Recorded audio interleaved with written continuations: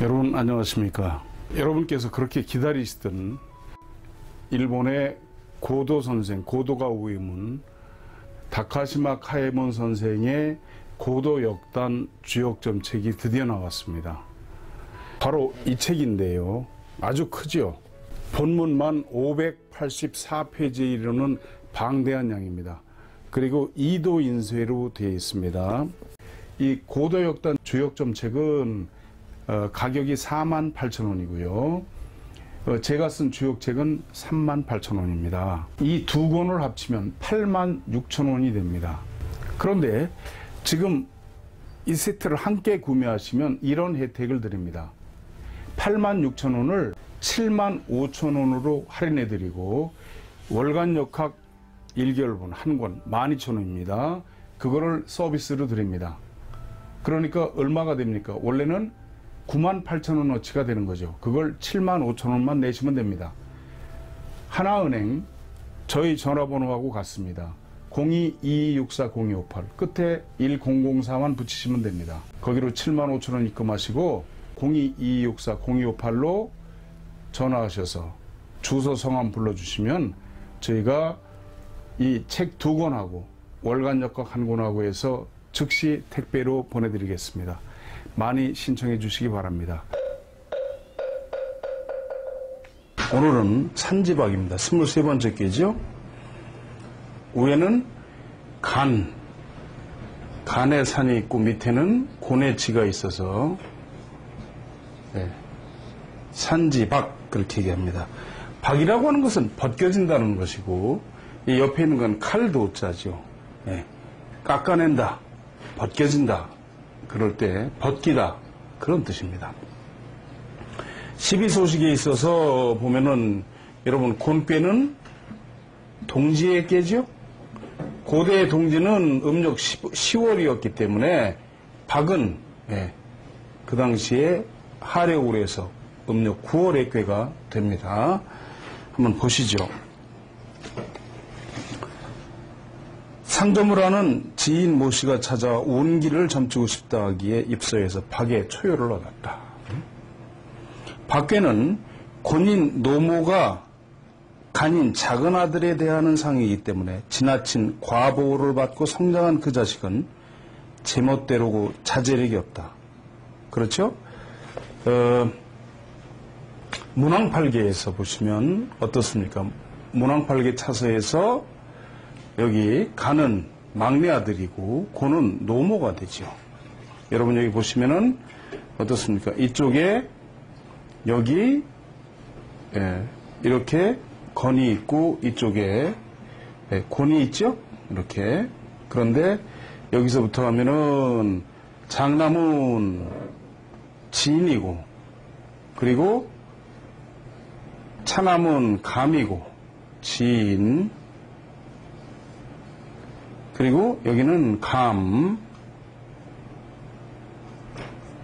그리고 삼남이, 여기 보시면 지금 간이죠. 그러니까 아주 어린 아들이죠. 그런가 하면 여기서는 이 목괴, 여기서는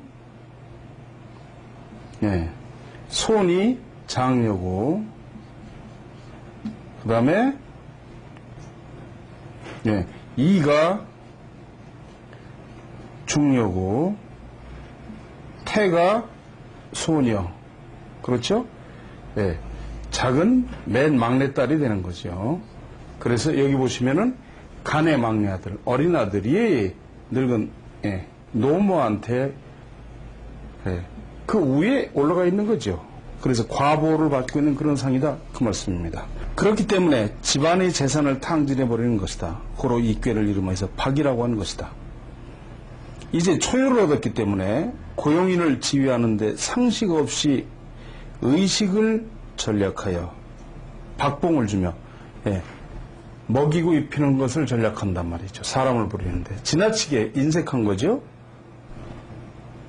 은혜와 우염을 잘 살려나가지 않으면 고용인은 늘 주인을 경멸하며 자신의 이익을 계산하게 된다. 그렇게 하여 마침내 주인 집의 재산을 탕진하게 한다는 상이다. 이것을 박상위족 이멸하야. 그렇죠? 상을 갉아먹는데 그 다리에서부터 한다. 그리고 상에 이르기를 그 아래를 멸한다는 것이다 라고 했단 말이죠. 네, 가사에 주의하는 때가 된다. 그 상인은 감사함에 들어갔으나 그 후 들은 바로는 그 상점의 고용인은 수십 명이었는데 그 중에 쓸만한 대리인도 있었지만 주인은 이들의 장점을 이용하여 능력을 활용하지 못하고 의심하거나 욕만 일삼았다. 그 때문에 사무는 정체되고 주인 자신이 밤낮으로 뛰었으나 생각대로 이루어지지 않았다. 그러면서 대리인이 직무에 충실하지 않는다고 하여 봉급을 감하는 일까지 있게 되었다. 그러므로 대리인은 돈을 빌려 처자식을 부양하고 빌린 돈을 갚지 못하여 고통받는 사람들이 많아졌다. 점차로 불평을 가진 자들이 같은 생각을 가진 자들과 비밀리에 모여 조직을 짜고 주인 집에 돈을 빼앗을 계획을 세웠다. 그로 인해 집안의 재산을 잃게 되었던 것이다. 이것은 중인이 스스로 뛰는 바람에 오히려 대리인으로 인하여 가산을 잃게 된 것이니 이 같은 자는 사람을 쓰는 질서를 잘 모르고 나무에 서는 덕을 수양하지 않은 것에 연유함이니 박의 경계를 깊이 반성하지 않으면 안 된다. 두 번째입니다. 어떤 신사가 찾아와 운기를 점치고 싶다 하기에 입서에서 박의 이유를 얻었다. 박괴는 아래의 5 의미, 1양을 방락하려고 하는 그런 때죠. 그렇죠? 여기서부터 지금 마지막 5개의 의미, 하나의 1양을, 하나의 양을 이것을 지금 깎아내리려고 하는 그런 상이죠. 이꾀를 박이라고 하는 것이다. 이꾀의 형태는 일양이 위에 가로놓여 아래로부터 이것을 자르는 힘이 있고 이것을 사람에 비유하면 선한 사람이 그렇지 못한 사람 때문에 미혹되는 때이다. 자신은 은혜를 주고 힘을 보태어 그를 입신시키려고 하는데 그 사람은 덕의가 무엇인지 모르고 우송열패의 세상에 있음을 구실로 하여 은혜를 원수로 갚는 사람의 탈을 쓴 짐승 같은 자이다. 그 때문에 자신은 수치와 흉해를 받는 상이니 그렇죠? 박상의 변, 멸정흉 그랬죠. 상을 박한다는 것은 자신이 사랑하는 아랫사람에게 발목을 잡혀 넘어지는 것을 말하는 것인데 변이란 목에 간으로 친족의 자제 또는 간사를 말한다. 멸정이란 지금 자신이 그를 이끌어 세워주면 은혜에 감사하여 후일 자신에게 보응할 것이라 여기고 스스로 가볍게 생각하여 화를 당하는 것이므로 멸정흉이라고 하는 것이다. 그는 의롭지 못하고 탐욕스러우니 도의에 의해 사회를 이끌어 나감을 모르는 자이며 함께 교제할 사람이 아니기 때문에 이것을 상전에서는 미유여와 함께 더불어 살 수는 없는 것이다 라고 하는 것이다. 신사는 이것을 듣고 느끼는 바가 있는지 실망스러운 얼굴하고 돌아갔다. 그 듣기로 친족에게 큰 돈을 빌려주었으나 돈을 빌린 자는 은혜를 모를 뿐만 아니라 남을 속여 돈을 버는 지혜를 자랑하고 불의를 부끄럽게 여기지 않았다고 하였다. 이에 영리의 오묘함을 다시 한번 느꼈다. 다음 세 번째, 명치 17년 1884년 겨울 요코하마에서 양은상을 하는 모시가 찾아와 운기를 점치고 싶다고 하였다. 이에 입서하니 박의 3위를 얻었다. 박은 산이 무너져 땅이 되는 꾀이기 때문에 박이라고 하는 것이다. 오음이 성장하여 일양을 박멸하는 때이니 소인이 때를 얻어 기세 좋게 군자를 박하는 것이다. 박이란 빼앗음이고 깎임이다. 지금 3위를 얻었기 때문에 이 효는 우의 이름에 일양에 응하고 있으므로 상우의 사랑과 음양 상응하여 바라는 바를 달성하는 때이다. 그러므로 박지 무구의 무구실 박지 무구 실상하야 라고 하는 것이다. 지를 박한다면 산이 변하여 땅이 되니 즉 산처럼 높은 상장이 변하여 땅처럼 낮게 하락하는 사이에 승리를 점칠 수 있는 것으로 여러 사람의 발을 잘라 쓰러뜨리고 돈을 취하는 때임을 말하는 것이다. 상장사가 걷어낸다고 하는 것은 이것을 말하는 것이다. 그 모시고 와서 감사하여 말하기를 나는 모연의 산속에서 태어나 빈곤을 참아내면서 돈을 벌고자 하였다. 갖가지 장사에 손을 대었지만 번번이 실패하고 요코하마로 와서부터는 거래소를 빙빙 돌며 여러 사람에게 신임을 얻을 수 있는 일이라면 밤낮을 가리지 않고 뛰어다녔다. 차츰 신용을 얻어 조금씩 양은 판매를 위탁받게 되었고 차츰 큰 액수의 양화를 판매할 수 있게 되었다. 그리고 상장이 크게 오르고 내리는 때는 수십만 원의 매매 주문도 선자리에서 구두로 약속하고 상장 입회의 때는 주문에서 한마디라도 틀리게 되면 수만 원의 손익이 관계되는 일이므로 일신의 위험이 항상 따라다녔다. 상장사의 일이란 이런 것이다. 그런데 이번에 조선사건이 그 당시에 뭡니까, 갑신정변, 그리고, 그런 것 때문에 청나라하고 일본이 그 포격을 주고받은 사건이었습니다. 조선사건 때문에 양은이 등기하였지만 나는 우리나라 정부가 이를 좋아하지 않는다고 생각했고, 또 역점에서 산이 무너져 땅이 됨을 믿고 1엔 30전부터 팔았는데 점점 올라서 1엔 60전이 되었다. 여기서 더 오를지 머물지 예측하기 어려워 잠시 손을 떼었는데 1엔 80전이 되었다. 이게 앞뒤 보지 않고 팔아치워 처음의 손실을 메우고도 수만 원의 이익을 얻었던 것이다.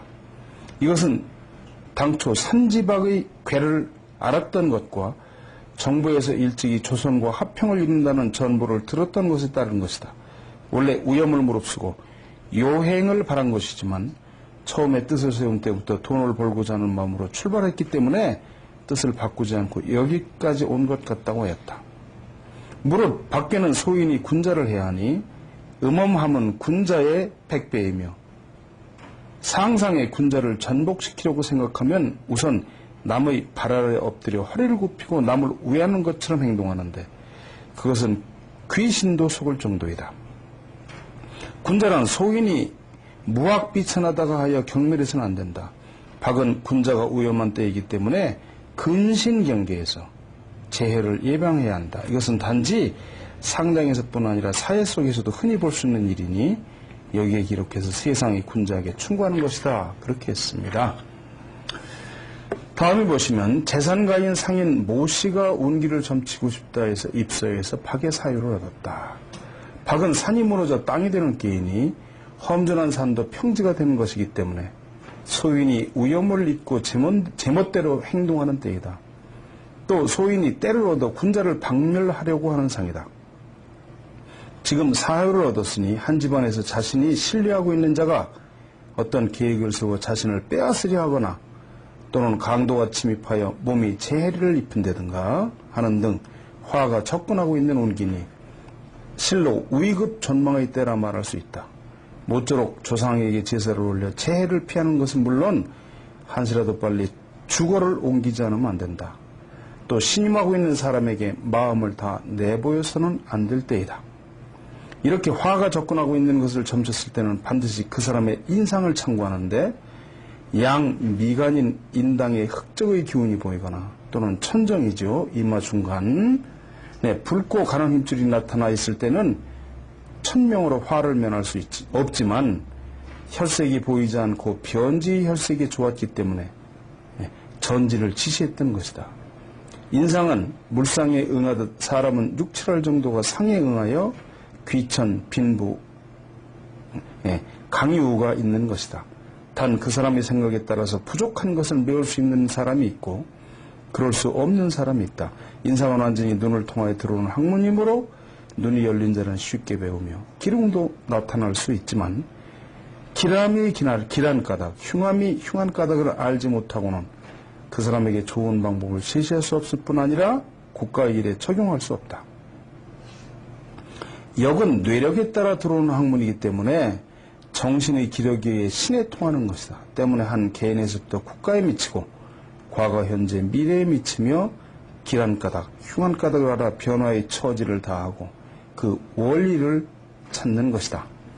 모씨는 이것을 듣고 크게 놀라며 곧 여행하여 상근탕본이라는 지명으로 피난하였으나 전부터 미국 매출 후에 북극으로 출장 보냈던 대리인이 대판 오사카이죠. 오사카에서 그 자금을 미상장에 투자하였다. 그 대리인은 늘 성실한 사람이라고 생각하고 이번에도 수많은 애를 맡겼던 것인데 변심하여 위탁 이외의 일을 하여 이익을 얻으면 자신이 취하고 손해를 보면 주인에게 미루는 속셈으로 했던 것인데 크게 손실을 내고 주인의 가산을 없애게 되었던 것이다. 그리고 주인집에는 손해를 내고도 주인집 재산을 몰래 빼돌려 놓고 자신은 검은 옷을 입고 죽든 살든 주인의 명에 따른다고 하면서 친족이나 친구를 통해서 용서를 빌었다. 그리고 주인은 지금에 와서 그를 감옥에 넣는다 해도 손실을 변상받을 수 없다고 생각하여 그 죄를 묻지 않기로 하였으나 대리인은 숨겨둔 돈으로 상점을 열어 그 주인이 죽은 뒤에 친족에게 크고 작은 은혜를 베풀면서 자선가를 가정하였던 것이다. 박의 제 사연은 충분히 경계하지 않으면 안 된다. 다음 보시면 요코하마의 삼정태랑 씨는 외국 상사인 아메리카 제일의 서기로 나와 잘 아는 지인이다. 명치 14년 1881년 봄에 갑자기 뱃속에 통증을 느껴 내외의 의사에게 진찰을 받고 약도 먹었으나 효과도 없었고 통증은 점점 심해져서 여러 날 동안 음식도 먹지 못하고 고통스러워했다. 이에 그의 어머니가 나를 찾아 점을 쳤다. 입소에서 박의 오열을 얻었다. 박은 명을 박하려고 하고 있는 대로 상효가 소멸되면 양이 소멸되고 순음의 괴가 된다. 이것은 정신이 소멸하여 형태는 흙이 된다고 하는 것이니 사지로 간다는 상이지만 아직 오효에 있으니 신속하게 치료한다면 구사일생할 수 있을 것이다. 또 환자의 치료 수단을 점치면 관어인 궁인총이라 하여 그죠? 물고기를 꿰어서 잡으니 궁인의 총애를 받는다. 침치료에 의해 병근을 관통함을 말하고 있는 것이다. 나는 원래 의도에 통하지 못하여 침치료가 어떤 것인지 적부를 모르고 다만 역상에 의해 판단하는 것이지만 시험삼아 침치료를 해보는 것이 어떨지라고 말했더니 그 모친은 마침 다행히도 동경의 칭의사인 약궁이라는 맹인이 요코하마에 출장 와 있는데 그 사람에게 부탁해보는 것이 어떨까요? 했다. 나는 효사에 이궁총이라 있고 그 사람의 성이 약궁이라고 하는 것도 이상스러워 속히 그 사람에게 부탁해보라고 했다. 이에 모친은 곧바로 약궁에게 진찰을 받게 하였는데 약궁씨는 우선 환자의 신체를 주무르며 병상이나 경과를 묻더니 잠시 있다가 말하길 이것은 내가 경험했던 병으로 이제 조금만 늦으면 치료의 효과도 없을 뻔 했지만 지금 곧 침을 맞으면 2, 3시간 후에 뱃속에서 꼬르륵 소리가 날 것이다. 그렇게 되면 병이 치료될 징조이다. 나는 이 병에 관해서는 자신이 있어 치료하는 것이나 만약 그 시간이 지나도 뱃속에서 소리가 나지 않으면 나의 기술이 미치지 않은 것이다라고 말하고 숙련된 솜씨로 침을 놓았다.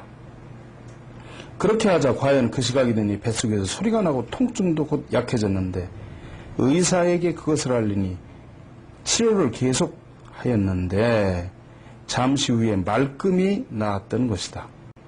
이것으로 나는 병상에 따라 침치료가 크게 효과가 있다는 것과 역의 오묘함이 이러한 세밀한 것에까지 미친다는 것을 깨닫게 되었다. 나는 후에 중천경호 씨에게 이 일을 이야기하였는데 그는 크게 칭찬하며 관어의 효사를 침치료에 비유하는 것은 다른 사람은 생각도 할 수 없는 것으로 선생의 활달한 실로 감복할 만하다. 또 궁인의사가 있었는데 수많은 침의사 중에서 약궁씨를 만났던 것 등은 참으로 불가사의한 것이며 역의 정밀함은 이러한 것인지 또 이효가 변해서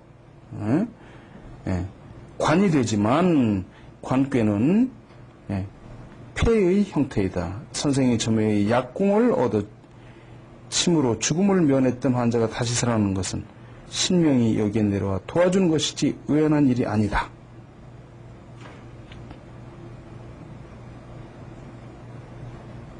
좌구격, 춘추 좌시전 그리고 국어의 주역의 점례가 기록되어 있는 거죠. 이와 비슷한 점이 있다고 감탄하였다.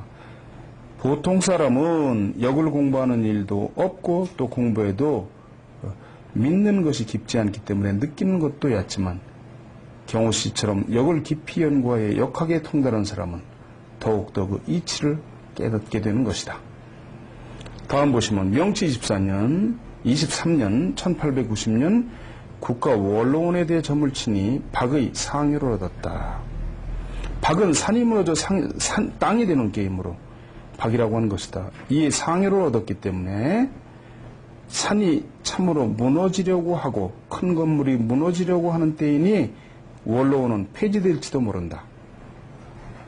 후에 국회가 개설됨에 따라 원로원 우연은 귀족원 우연 또는 추밀 고문관이 되고 국사에 참여하는 것은 깊지만 원로원은 점대로 폐지되었던 것이다.